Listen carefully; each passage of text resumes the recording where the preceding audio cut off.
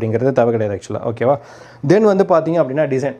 இந்த டிசைன் அப்படிங்கிறது 2 டிசைன் ஆக்சுவலாக. ஒன்று வந்து பார்த்தீங்கன்னா டேட்டாபேஸ் டிசைன், இன்னொன்று வந்து front and UI UX design. இந்த UI UX டிசைன் அப்படிங்கிறது யூசர் எப்படி பார்க்க போகிறாங்க, யூசர் எப்படி உங்கள் அப்ளிகேஷன் ஃபீல் பண்ண போகிறாங்க அப்படிங்கிறதுக்கான இதுக்காக நிறைய டூல் இருக்குது. ஃபிக்மா இருக்குது, தென் ஐ திங்க் இன்னும் நிறையா ஒயர் ஃப்ரேம் டூல்ஸ் இருக்குது. அது பேஸ் பண்ணி உங்களோட ஸ்க்ரீன் எப்படி ஷோ ஆகும், எந்த மாதிரி நீங்கள் பண்ண போகிறீங்க அப்படிங்கிறத நம்ம டிஃபைன் பண்ணலாம். டேட்டாபேஸ் அப்படிங்கிறது நீங்கள் என்னென்ன டேட்டாவை எப்படி ஸ்டோர் பண்ண போகிறீங்க, உங்கள் ஃப்ரண்ட் எண்டில் எப்படி டேட்டாலாம் சப்மிட் பண்ணும்போது எந்த மாதிரி டேபிள் ஸ்டோர் ஆக போகுது, அதே போல் வந்து பார்த்தீங்கன்னா அது எப்படி ரிட்ரைவ் பண்ணி உங்கள் ஃப்ரண்ட் எண்டில் காட்ட போகிறீங்க. இதுக்கு எல்லாத்துக்குமே ஃபஸ்ட்டு டேட்டாபேஸ் டிசைன்.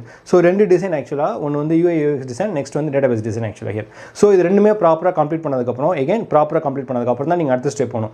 இன்கேஸ் இதில் வந்துட்டு நீங்கள் ஒன்லி 50% தான் கம்ப்ளீட்டாக இருக்குது, இன்னும் வந்து ஒன்றும் தெரியல அப்படின்னா இது வந்து ஃபைனல் டெவலப்மெண்ட்டில் கண்டிப்பாக பிரச்சனை வரும் ஆக்சுவலாக. ஸோ முடிஞ்ச அளவுக்கு இது வந்து ஃபைனலைஸ் பண்ண பாருங்கள், ஃப்ரீஸ் பண்ண பாருங்கள் ஆக்சுவலாக. தேர்ட் வந்து பார்த்தீங்கன்னா டெக்னிக்கல் செலெக்ஷன் அப்படிங்கிறது ஒன்று இருக்குது ஆக்சுவலாக. அதுவும் இப்போ இருக்கிற இந்த மாடர்ன் ப்ரோக்ராமிங்கில்